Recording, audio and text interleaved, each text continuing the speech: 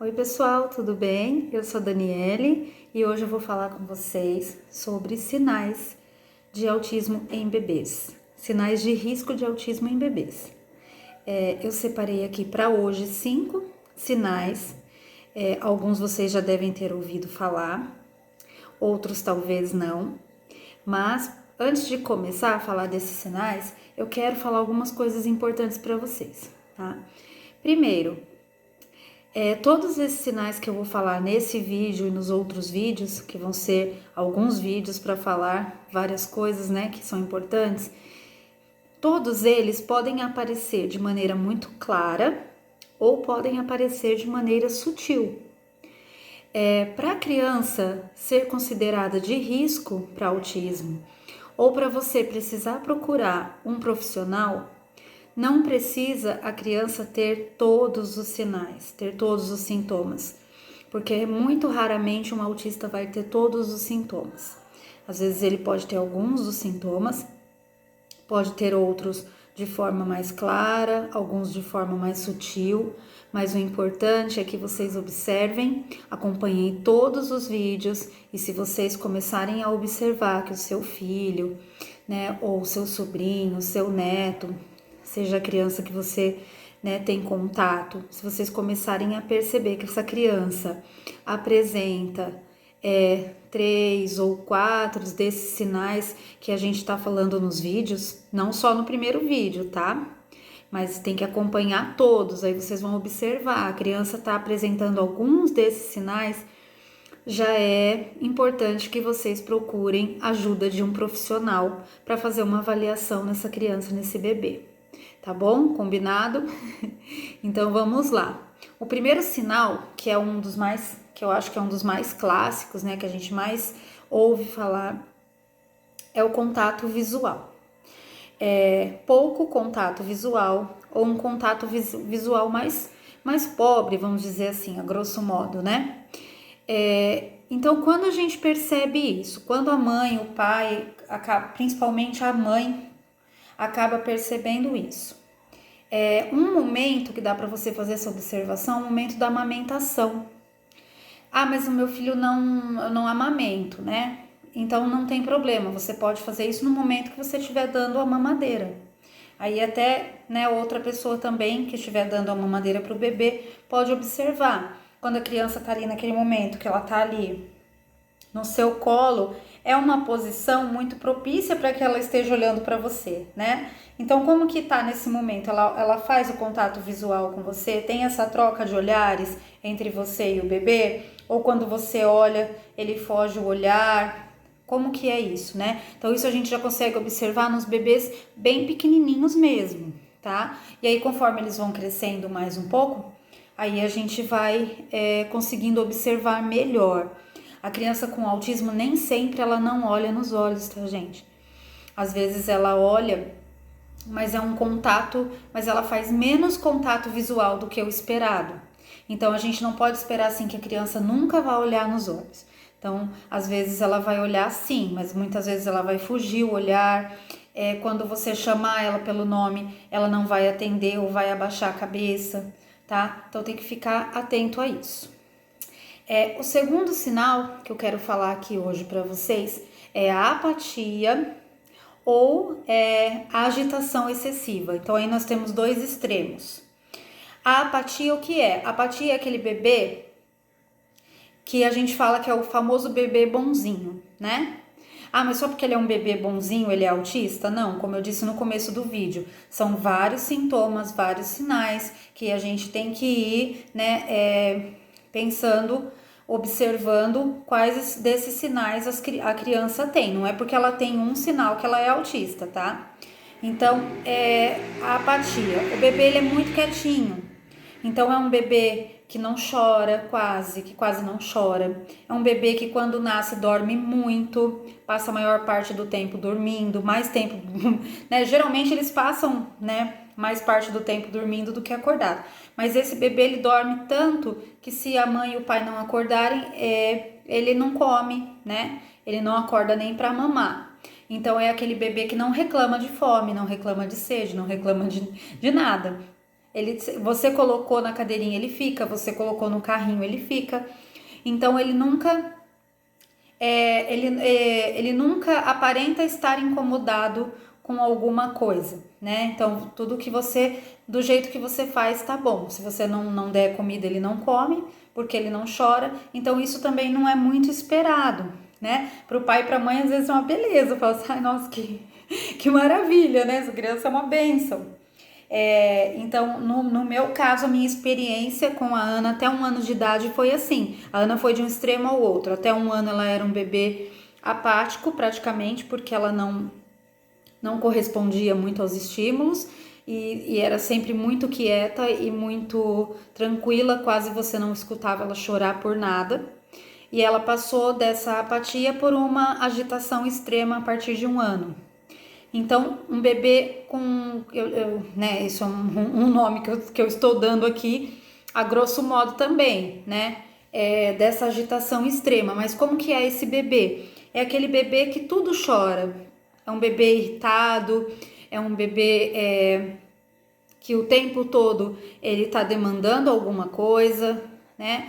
Então, se ele tem fome, ele chora, se ele tem sono, ele chora, mas é um choro muito irritado, é um choro que às vezes vem com gritos, às vezes vem com puxar o cabelo, bater a cabeça, até se bater, até se arranhar, se machucar ou morder. Então, assim, isso pode acontecer com esse bebê, né? Então, é um bebê, assim, que ele é bastante irritado. É um bebê que não dorme, pode ser, né? Pode acontecer. De ser um bebê que não dorme bem à noite, que não dorme durante o dia, né? Mesmo ali, bebezinho, acabou de sair do hospital, ele não dorme. Então, ou dorme pouco tempo, muito menos do que o esperado. E aí você percebe que é um bebê que fica irritado durante o dia todo. Se você não faz o que ele quer, ou se você não dá o que ele quer no momento que ele quer, ele pode jogar alguma coisa que tá na mão, ele pode tentar puxar o seu cabelo. Então ele tem essas reações mais exacerbadas, né? Então também é um comportamento que não é esperado para um bebê com um padrão de comportamento típico, né? Então os dois extremos chamam atenção. O terceiro sinal ou sintoma, né, que a gente percebe de risco para autismo é a criança que demonstra pouco vínculo, né? Não é a criança que não tem, porque ela não gosta do pai e da mãe, não, mas essa criança ela demonstra menos do que uma criança típica, né? Mesmo sendo um bebê. Então, de repente, é aquele bebê que o pai e a mãe, eu falo isso de experiência própria, esse sintoma, esse sinal era uma coisa que já me chamava muito a atenção na Ana, porque você levava ela na creche e não precisava fazer adaptação. Ela não percebia que eu saía de perto dela. Então, ela não tinha esse apego, nem o mínimo comigo, nem com o pai, nem com qualquer pessoa próxima. Então, ela ia com qualquer pessoa que pegava, ela não mudava a expressão facial, ela não mudava a reação dela. Então, o que é esperado de um bebê? Até bem ali pequenininho. Eu vejo agora com meu filho mais novo, o Heitor. Desde os 3, 4 meses, até um pouquinho antes, eu percebo que ele já diferencia quem é quem. Então, eu passava na frente dele, ele já segue com o olhar, ele já me olha de um jeito diferente, olhava o pai de uma forma diferente. Lá muito pequenininho, se chegasse alguém estranho, ele podia até não chorar ainda com essa idade, mas você percebia que ele tinha uma reação diferente quando era uma pessoa estranha, né, que não era ali do convívio dele. Então, assim, isso a gente já percebe desde muito pequenininho. E com a Ana não estranhava. Então, aquele bebê que você fala, não estranha ninguém, vai com todo mundo, né? O bebê pode ser assim e não ser autista, mas se ele tem outros critérios, então isso pode ser sim, no caso da Ana, era sim um sinal do autismo, porque ela não percebia mesmo quem era quem, ela não diferenciava, né? Então, assim, se eu viajasse, por exemplo, e ficasse 1 mês fora, quando eu chegasse, ela não tinha reação, né? É diferente do meu filho que com menos de 1 ano, né? Agora ele já vai fazer 2, mas quando ele tinha menos de 1 ano, a gente chegava na porta, ele já mesmo que ele não falasse, ele já tinha aquela reação, é minha mãe, é o meu pai, a criança demonstra isso. E no caso dela, ela não demonstrava, né? Nem na expressão facial, nem falando, quando ela começou a falar, ela não dava falta da gente, né? Qualquer um podia pegar e levar.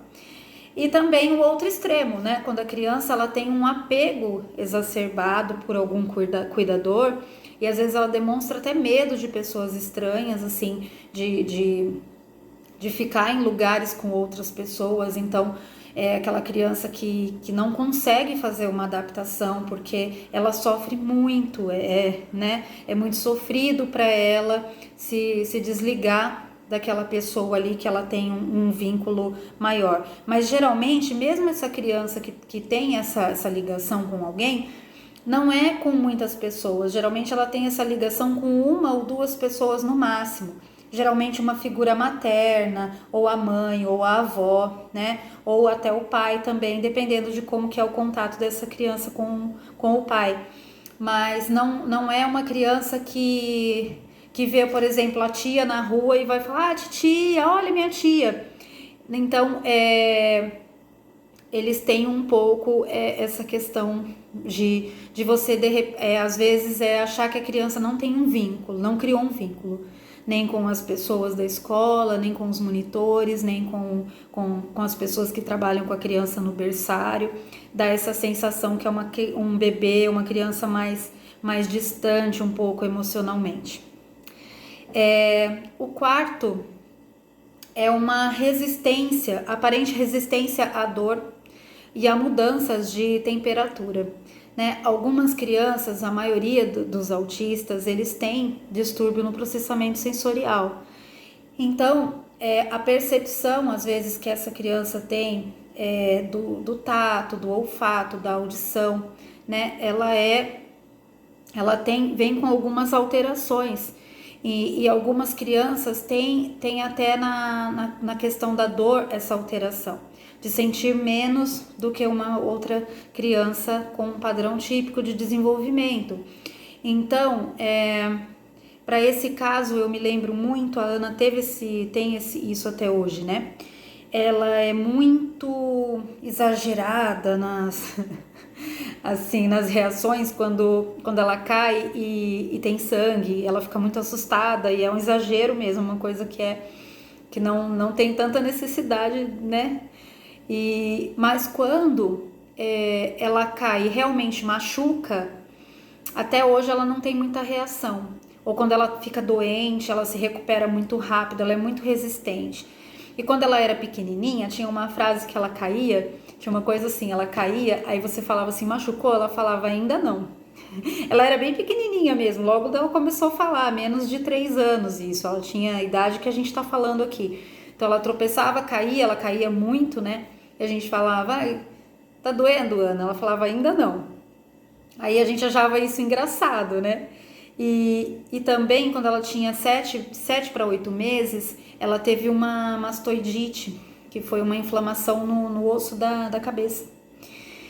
E ela ficou com a cabeça toda inchada e a gente ficou internada, teve que drenar, foi uma coisa bem séria, ela teve que passar por medicação na veia, por antibióticos fortíssimos. E ela não chorava. E a médica falou, mãe, eu não entendo como essa criança não tá gritando, porque não era para ela não tá aguentando de dor. E ela não chorava, a única reação que ela tinha era de ficar bem quietinha, porque ela era assim, muito quietinha, né? E isso já chamava atenção. E o quinto e último de hoje, porque não acabou aqui hoje, tá? A gente ainda vai conversar muito sobre esses sinais. O último é o atraso motor. Eu tô falando especificamente de atraso motor, tá? Nós vamos falar de outros atrasos também. Mas, lógico que o motor nunca vem sozinho, né? A criança nunca desenvolve uma coisa por si só, é sempre um conjunto de coisas. Mas é só pra gente separar, para ficar mais fácil de entender. Então, o que a gente vai observar? Se a criança atingiu os marcadores, né, os marcos do desenvolvimento, se sentou no tempo certo, se engatinhou. Às vezes a criança com autismo nem chega a engatinhar. se andou dentro do tempo esperado ou se demorou para andar, né? Se anda na ponta dos pés, se cai muito, se tem equilíbrio. Então, todas essas observações. Atrasos motores também podem indicar sintomas, sinais de autismo, né? No caso da Ana, ela teve. E no caso da Ana foi o que nos levou à investigação. Na maioria dos casos, o que leva os pais à investigação é o atraso de fala, que nós vamos falar em outro vídeo. Mas no nosso caso, foi o atraso motor, que era o que era mais perceptível, né? E aí é bom que vocês saibam, é bom que eu fale aqui também, que eu estou fazendo esse vídeo e hoje eu consigo falar com propriedade, né? Os sinais de autismo que a Ana tinha quando bebê, que na época nós não sabíamos que tudo aquilo era sinais de autismo. De todos esses 5 sinais que eu falei para vocês, ela teve todos esses 5 quando bebê. E nós não tínhamos essa experiência, nós não tínhamos ninguém que falasse isso pra gente de maneira tão direta e nos desse essas informações. Então ela teve um diagnóstico bem tardio, porque muitos sinais, no caso dela, eram sutis. E como eu disse, o que mais nos chamou a atenção foi o atraso motor, que não era tão sutil, que era uma coisa que já atrapalhava ali a vidinha dela, o desenvolvimento dela, e que nos fez buscar ajuda profissional. Então é muito legal que vocês tenham essa oportunidade de ver, de conhecer, né, de fazer essas observações com os filhos aí de vocês, as crianças que vocês cuidam.